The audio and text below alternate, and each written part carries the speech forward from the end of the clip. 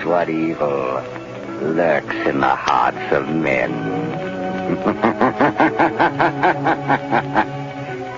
The shadow knows. All right, we're talking to Adrien Van Viersen, and he's got he works in the silly business, the Hollywood business, and he also got his own production company, SmashMedia Productions, and he's made a fan film, of course, and so we're going to talk about that. And then he does production art, storyboarding in Hollywood, and we'll talk a little about that. Share whatever he wants. So we'll get to the little of his background, how he got into everything. How did you get into storyboarding? I know we talked a little about, before we started this interview, you started in comics, or you wanted to get involved in comics. How did you get to where you're at as far as your education and so on? I didn't get formally educated as an illustrator in any way. I tried. I came out of high school and went to the local art college, which now has for the university has a world-famous reputation. But out here in Vancouver, there wasn't any place for me as an illustrator, so I never went to school and went pretty much straight into drawing my own comic books. Eventually self-published my first set of books in 1991 called Time City. They weren't especially good, but they attracted the attention of Ken Stacy, who was a well-known comic book illustrator at the time. And I went to work for him as an animator / assistant on his children's CD-ROM project called Victor Vector, and that was being done on Vancouver Island in Victoria. And I worked there for 2.5 years studying under him. So I guess a lot of my education as an illustrator and comic book artist / inker, I learned from him, and as well Richard Hescox, who's a well-known science fiction paperback illustrator. He was doing production background, and that was my first real job as an illustrator that I got pretty much out of high school, 21, 22. And that's where it started. From there, I worked there for 2.5 years, and then at the same time, I was redeveloping my comic book, because that's all I ever wanted to do from the time I was 8 for comics. And then I got laid off there when Disney Interactive purchased the company. And I went to Studio B Productions, which was a service house for television animation. And I worked there for 5 years, doing storyboards and design and layout, background painting, a whole bunch of shows. Then I went to Mainframe. Boy, it's really hard remembering all this stuff. Then I went to Mainframe, computer-generated TV shows. They were doing Reboot and War Planet. And yeah, absolutely. And I worked on. Yeah, I did. You guys did that the Johnny Quest rehatch, the computer version that was like Johnny Quest, and there was Voltron. I remember back in the 90s, there was like these rehashes. I didn't get to work on those ones. I don't know about those ones. Oh, okay. I wish I worked on Johnny Quest. That would have been fun.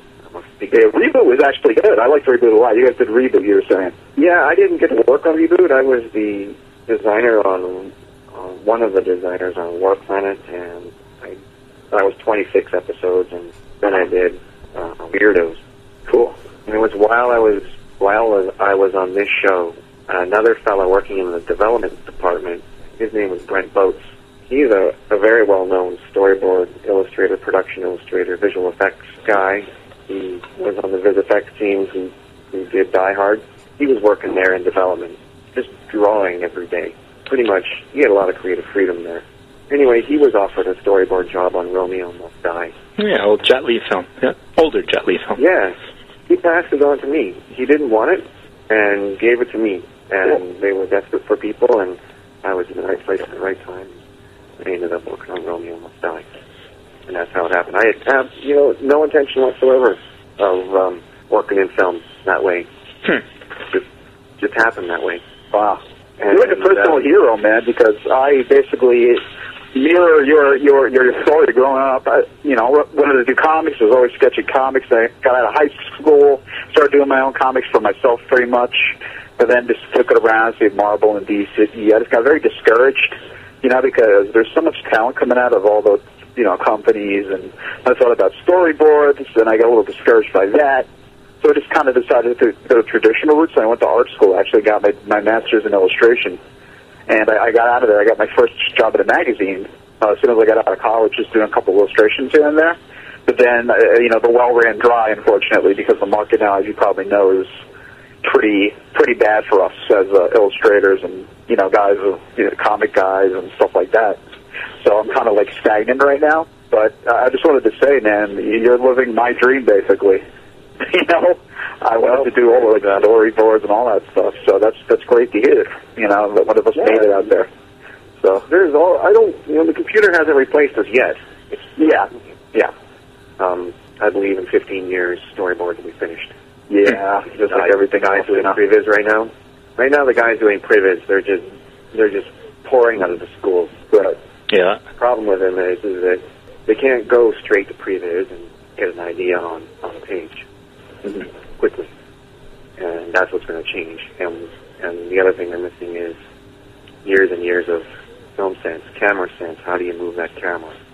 Right now, because previs is still relatively new, it's 10 years old, that's all going to change. 15 years from now, previs is going to be just as fast as drawing, and the guys that are in it right now, they're going to have developed their camera sense, and they're going to have honed it, and that'll be me and the storyboard in my mind. So I don't believe that it's going to be around. Yeah, it's kind of like you know, the computer effects in the 90s to the practical effects. They're kind of the same deal. There was a guy I worked at Time Warner Cable who sat right in front of me in customer service working his job. He came from the practical effects. He did practical effects, and there was no need. And he's a pretty young kid. He's probably, I can't call him a kid. He's probably my age, in, you know, late 30s, early 40s. But there was no more work for him. He was done. Because as you said, they're kids coming out of college. They have all this computer knowledge. They don't have the practical effects, and I miss the practical effects, maybe because I'm too old, or I'm getting too old. In some cases, CGI looks like shit, honestly. But it's same thing. So I can see how that's coming. Yeah, I'm going to have to retrain. I'm waiting for it to get simpler. I don't really want to learn Maya. That's not my thing. I don't want to be a computer modeler. It's not fast or simple enough, and I can draw faster than that. Right. And so I find, the previs department takes my boards and ends up bringing it to the next level. But I often question whether the next level is even necessary. It's become necessary because that's what producers want to see. But, you know, we made movies for 80 years without it, and you know, unless it's for a completely computer-generated environment, computer-generated character, I can't really see the reason for it. And where storyboards do just doing what they do to guide. That's a whole podcast right there. Tell us how you really feel. It's challenging, and I can see it happening in front of me on a daily basis. What we did on previs during X-Men 2 is nothing compared to the previs we do on Rise of the Apes. Wow, it looks as good as what Reboot looked like back in the 90s, if not better. It's so good, so real looking, and the lighting is getting better, and it's getting faster and faster. It's amazing what can be done in previs these days. So, excuse me. A real true sense. Excuse my ignorance, Adrien. So basically what this is they're kind of making an animated scene out of the scene that they want to do for said movie. Yep. Okay. They actually, these days they can take the schematics the set designers do in CAD, which is the program for the, the architectural structuralization of the set. It's all done in a computer. Very rarely is it done by hand anymore. So draftsman is gone. You've got people on the computer. You can take that digital information and transpose it to Maya, which is the computer program they animate this stuff in, and have the set more or less ready to go. It's built based on the schematics, computer-generated model, ready to animate in. So all you need now is to put some textures on it, put your characters in there, to build the characters, of course, and they're mapping photographs of the actors on these characters, so they actually look like the actors. Right. It's that's all bunches of crazy. pretty fast. Yeah. And you Kind of like what they did to the guy who played Silver Surfer in the second Fantastic Four movie. They just kind of took all his features, or Dr. Manhattan, and Watchmen, same thing. The stop motion stuff. You know, all the features, or not and the then stop the motion. computer, and then you know, Motion capture. that kind of a deal. Yeah. Yep. Facial motion capture. Avatar. Is that similar? Cause, you know, excuse my ignorance myself. I don't know if that's similar or that's kind of way different or anything like that. Is that close? Or? Well, I think what you're referring to is facial motion capture. Oh, okay. Yeah, Okay. We're doing on Avatar to get the acting right. There you go. That's exactly. They will do that, but for previs, no, they're not doing that for previs. They're just previs doesn't actually do any of the real acting. Well, they don't really have to go that Own voices. that far, right? I mean, they just want an idea. Yeah, they just want an idea what the scene's going to be. Yeah, and they want an idea of how much the visual effects are going to be. You can actually do a rock solid budget looking at this stuff. Get an accurate visual effects count for the scene. You can see whether it's going to be very difficult or very hard, how long it is, and you actually see it with the other elements. You can get the bottom line on the vis effects as far as money goes, down to the penny with this stuff, which is great. Wow. That's what a lot of people like it for. But yeah, people want to know in advance. You know, could we afford this? This might be, way out of our means. So. Yeah, there's been a couple of times I've worked on a picture and the scenes have gone right to previs, and then then they go, no, we can't do this. Right.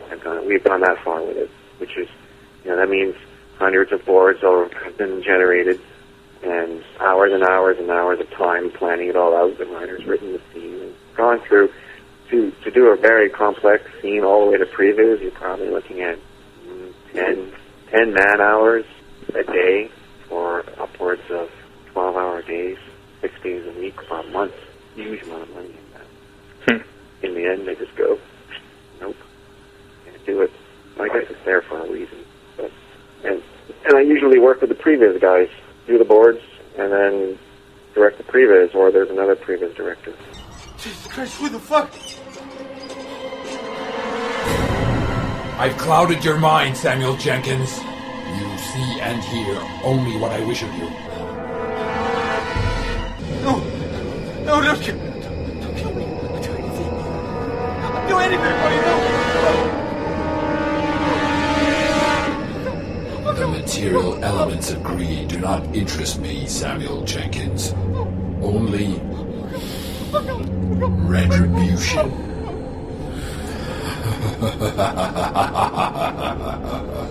Let's get into Adrien's fan film, which he actually did. He did The Shadow, and it was kind of your story as far as your fan film goes is kind of unusual because you set out to actually do a fan film, and then you got quality people together and decided, well, that's not going to do us any good, so you made two films out of one film. Why don't you kind of explain what got you into making this?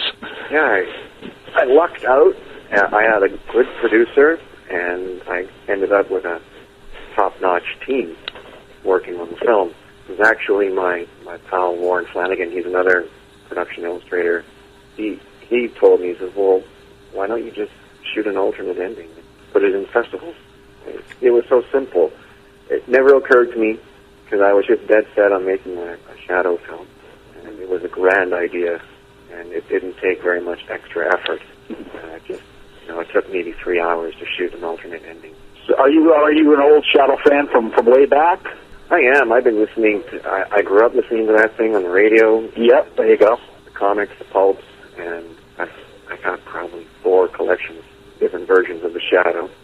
I have all of DC's different versions. DC's got 3 versions. I was actually going to say that your film is very, very kind of close to the kind of what you see like in the Howard Chaykin one or the Bill Sienkiewicz version, which is kind of more edgier and mature, kind of hard-boiled kind of stuff, as opposed to kind of like the more, I guess, kind of, if you could call it, innocent stuff back then in the golden age, Even though they're busting gangsters and everything, it was still kind of tame, Yeah, but he was dishing out metal justice, you know. He was He was still killing people left and right. Give you the willies, that's for sure. Yeah, that's what he's supposed to do. They've watered the character down for so long. I think a lot of people associate the character with the radio drama. Right. The radio drama version is very different from the pulp character.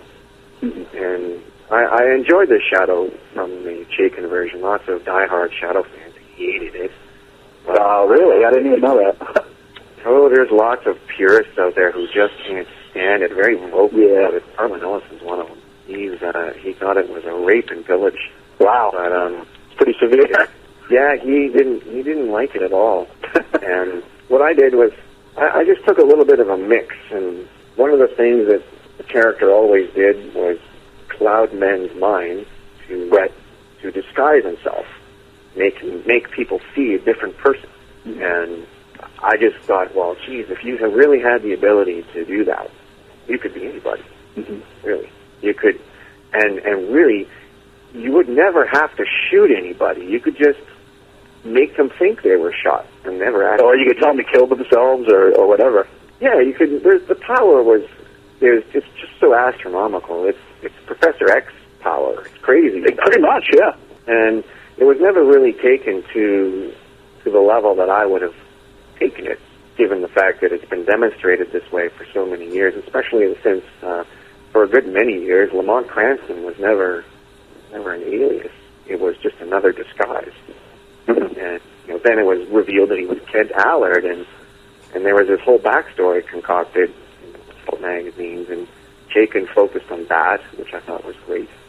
But I figured, well, crap, if you can cloud men's minds like that, then you could theoretically make the person in front of you believe they're seeing a 14-year-old girl. Right, and the Shadow could shoot him, and having nothing been shot. You just believe he's been shot. And I thought it could be easily depending on how corrupt the criminal's mind was, whether he actually succumbed to his wounds. Well, in the movie, you got a really sinister character. He's done some dirt. That's for sure. And guess what's coming to him? You know what I mean? Yeah, and that was the main reason for the graphic nature of the film. Right. If he was just a bank robber, then what I did would come off as gratuitous and it would be off-putting. So it would maybe come off a little severe. So the guy robs a bank and the Shadow chases him down and corners him, and then all of a sudden, he's having him, either kill himself or do some other kind of terrible thing to himself just for like a minor crime, as opposed to he's a child killer, rapist. That's the kind of person that really deserves what they get if it's a bad thing, and exactly. In the film, the Shadow definitely gives it, what he has coming to him in spades. So it was really cool to see that. Thanks. I'm glad you liked the film. I loved it. I thought it was great. I was just like, wow. When I was done watching it, I went, whoa. It was kind of a mixture of, you being bold enough to take that, that step to be kind of, I guess, gratuitous and controversial with the content and different things in the film. I never really saw that much rawness in a fan film. Everything's kind of comic booky, not really delving into kind of darker things. Even some of the Batman fan films that tend to delve into dark subject matter, they really haven't even been that bad, or that, shocking. To me, your film was kind of like a wake-up call to be like, hey, we can get really extreme with these things. We don't have to play by the books. We don't have to, ask George Lucas's permission to do this. We can just do what we want with the characters, make our films, and let's see what happens. I was blown away. I was just like, whoa. I was just, because I love how evil you made the Shadow. I gave you the willies to hear him laugh, and that's the response you want from the Shadow. You want to be like, oh my God, the Shadow is gonna, kind of like the Batman thing where you just hear Batman's coming and you're like, uh-oh, because he spooks you out. So I mean, that was whoa. Just sound like a bit of a fanboy, which I am. I was just like, man, that was awesome. Thanks. Definite kudos from a fellow Shadow fan. So. Oh, thanks, man. That was the response I was going for. I was a little long-winded, I'm sure, but, Well, I have to say that doing it was, I was scared, mainly of lawyers. I don't think you had to worry about that. Yeah, they'll scare anybody. They'll scare the shadow lawyers. No? Yeah, I don't know. And on the flip side, though, it really does make it hard for people to see the film. Right. Putting a warning like that on the front of the film, I was worried about kids seeing it, little kids. Yeah. And it doesn't get the viral opportunities that more PG-rated fan films get. Yeah. Like this thing isn't going to get picked up on the internet and go all crazy viral, mainly because of the content. Right. So there was a lot of concerns regarding the content right from the very beginning. I didn't actually write a whole script for this thing. I wrote a beat sheet, and this happens, and this happens, and this happens, straight through to the end. And I let the actors improvise it. And I filmed 3 nights of rehearsal of them just improvising it. Mm-hmm. And then I took the best of all 3 and wrote a script. What do you want? I have a message for you, Samuel. From who? The girls. All the little girls. That's rich. What do you want? Huh? What the fuck do you want, huh, you fucking little cunt? I got a message for you can take back to your little girls.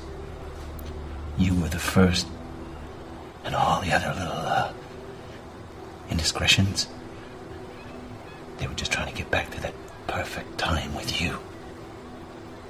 The curve of your tight little pussy, the smell of your back, the way your hair fell across my face, the fact that you didn't fight back.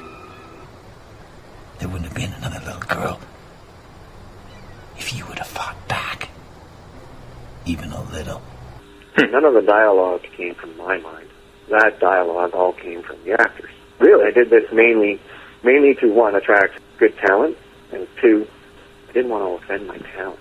I was really concerned about that, and I wanted to give kind of like, if you want people to come work on your movie and you want some really amazing talent, you got to give everybody room to create, and that's why they come on board. Like, oh wow, I'm going to get to do that, cool, or I'm going to get to do whatever, but so long as this is the result, great. Could I blow something up? All right. You want to come on the film? Yeah, and I had so the actors come on board. They're all excited because they don't normally get to do this type of work. And also, I was a little concerned about how far I could push it, and they actually pushed it farther than I would have pushed it. Mm-hmm. And finding a girl was also a big concern. This actress that I have never been in anything. She was actually my costume. Yeah, she's my costume designer. Wow. And she just happens to have she's a very tiny, petite woman who looks young. She's not young. She's in her 30s. She just reads. She can play 18. Mm-hmm. Or a teenage girl, easily, without us going, oh, clearly that's a mature woman. No, it needed it to be creepy enough that this looked like an 18-year-old girl, or younger. And I didn't want to cast a real one, because I didn't want parents dealing with parents. Right. Cast a young girl, and saying this kind of dialogue and with the sexual content, and I'd have casting directors upset, I'd have parents upset, I'd have everybody upset. So she was really kind of the lucky charm in that regard, because I managed to get somebody who brought a lot of depth to the role without actually having to go through standard hoops of casting. When you make these little movies, you got to get union waivers and all this other stuff if you want to go through regular casting. How has like the backlash been for the controversial content? Has it been a lot of it, or maybe you're getting a little bit here and a little bit there? Before you answer, can I say this? Adrien, before you answer, I got to say, I'll never drink a beer again without thinking about that scene, that sodomy scene. Somehow you're lying, but... No, I know, I am lying.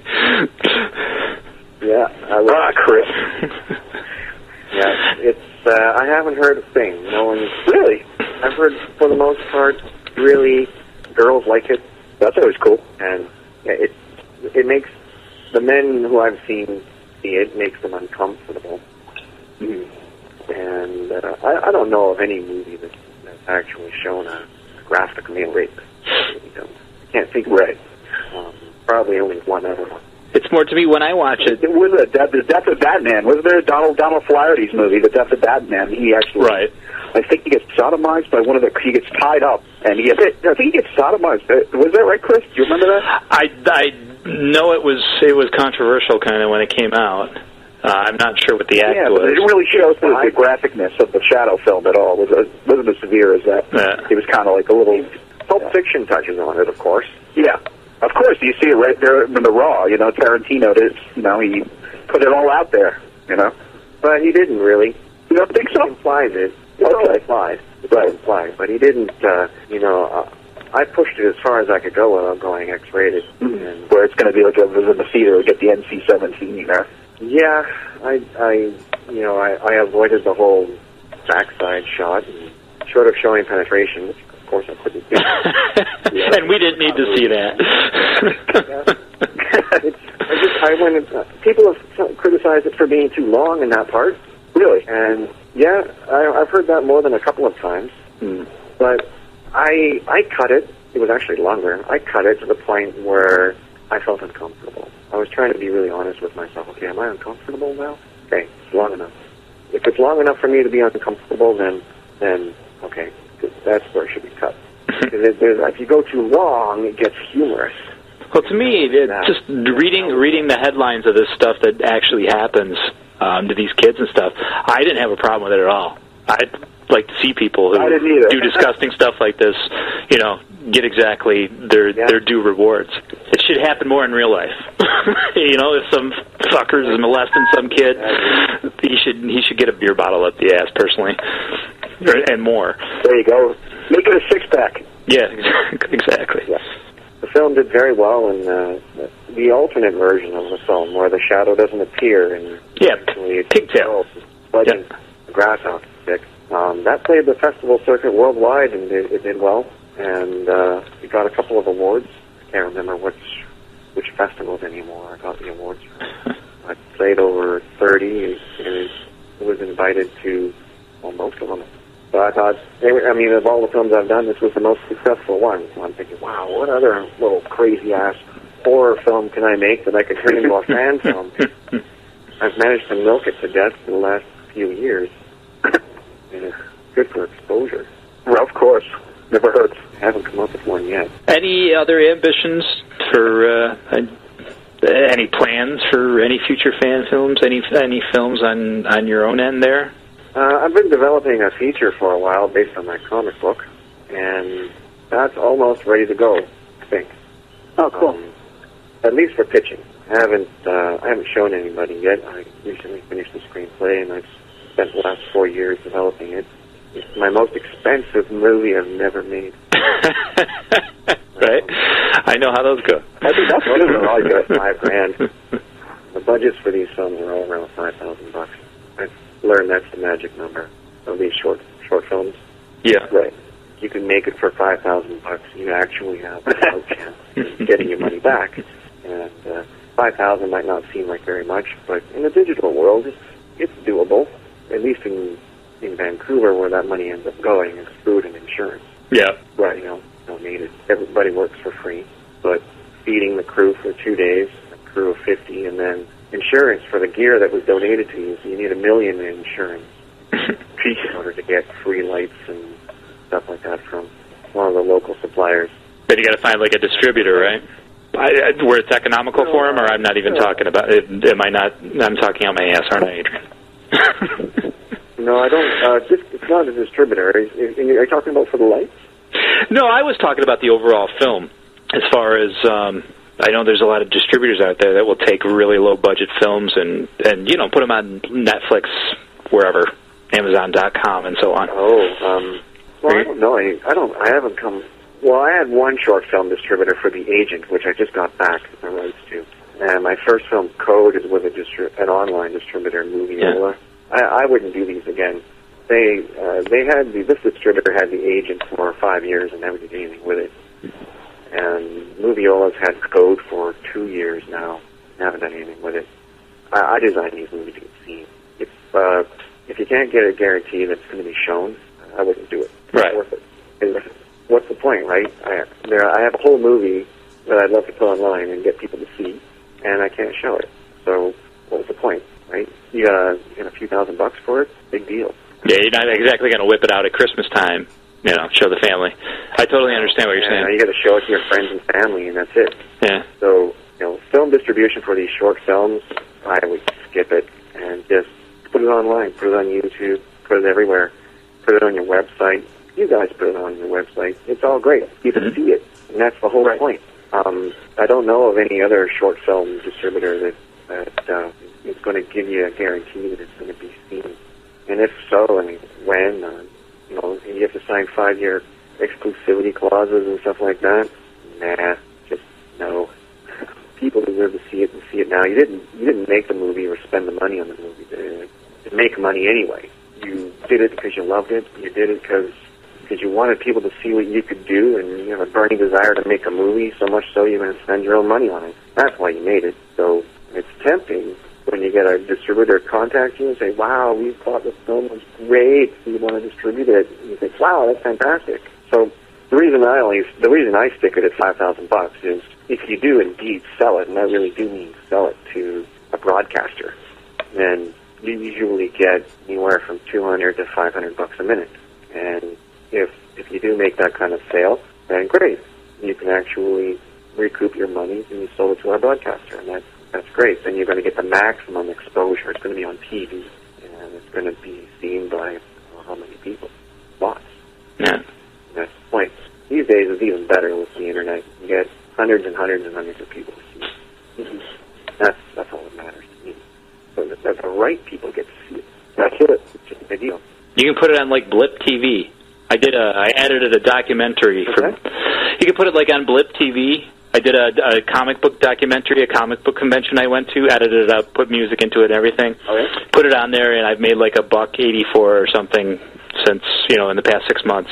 But, I mean, I'm not trying to be a wise ass. I just did a stupid documentary of someone that doesn't know what the hell he's doing, but someone that, knows what they're doing can go on there, and obviously advertisers go on there, and you have to watch an advertisement before the film. But like you said, you make some cash that way. I'd have to investigate. Yeah, check it out. I'll even send you the link to the documentary. It's just a silly little documentary I put together. Well, I even investigated sticking it up on Vimeo. You guys put it up on Vimeo.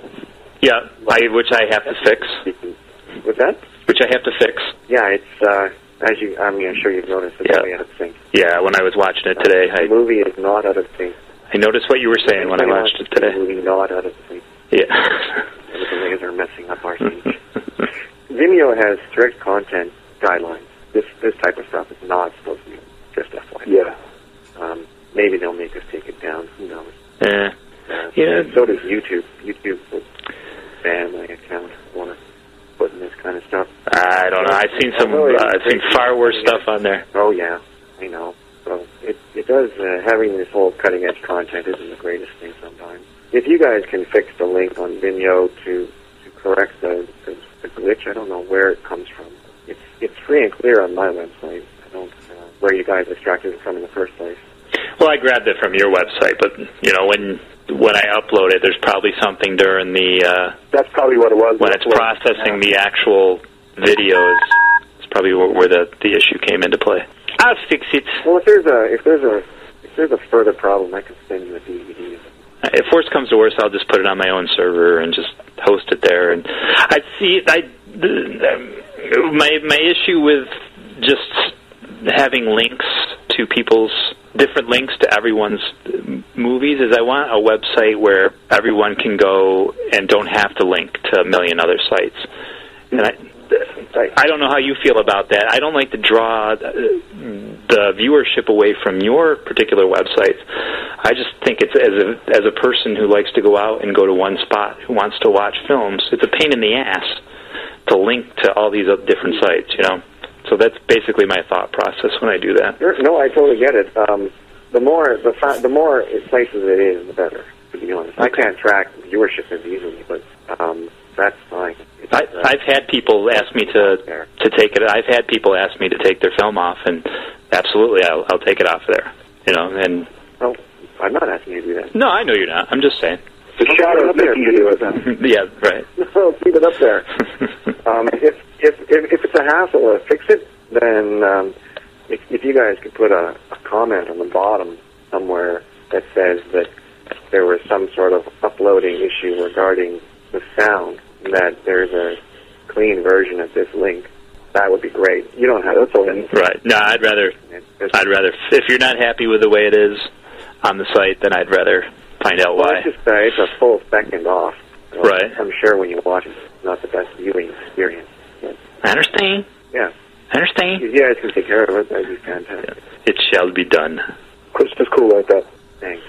That's awesome. You guys are great. So Thanks. I really appreciate you giving me the exposure there. Absolutely. And Your link got posted on Coming Attractions, which is a Hollywood website, a movie website. Yeah. So that's why you've been getting a lot of traffic lately. Oh, okay. Very nice. All right. Well, you got any more questions there, Fanboy Will? I pretty much covered everything in my own notebook here that I jotted down, so it's, I guess, it's time to wrap it up, I guess, Chris. I'm going to ask John if he has any plugs or anything like that he likes, comics or anything like that. If there's anything you'd like to plug, sir, I guess now is the time to go fire away. Who, me? Bring it home. Yeah. Yeah. Oh. Let's talk about the guest. This is our guest's time to say, I'm working on this film and this comic and all that stuff. So if you'd like to just let everybody know about a project, that'd be great. If not, it's okay. Well, no, I'm not personally working on any project. Okay. But, my very good colleague Gabriel Hardman, he's a storyboard artist, often working with me on these big superhero movies. He's drawing comics right now. I think he's cool. Who's he working for? He's drawing on Atlas right now, which is on book 4. It came out the other day, and he's moving on to The Incredible Hulk. Oh, wow. And he most recently storyboarded Inception. Very cool. So, I give my plug to him. There you go. Hey, that's, nobody's ever done that before, I don't think, Chris. You think so, Chris? I never heard anybody plug somebody else on the show. That's definitely. Yeah? Might be the first time. Oh, well, I don't have anything on my own to plug. I'm not to say there's nothing wrong with it. I'm just saying that's very noble of you. Oh no, I'm a big fan of his work, and we work together. We've worked together in the past often, and he did the bold thing by starting in movies and going back to comics, or starting in comics, going to movies, and going back to comics is what he did. And I haven't done that yet, which I'm kind of maybe hating to do. So. But he wants to get back into it. Well, he's done it. No, I mean you want to get back into it. Adrien wants to get back into it. Yeah, I'm aching to get back into the Yeah. books, but that might be a little while yet. So, I really appreciate the chat, guys. We thank you very much. It was great to have you. Absolutely.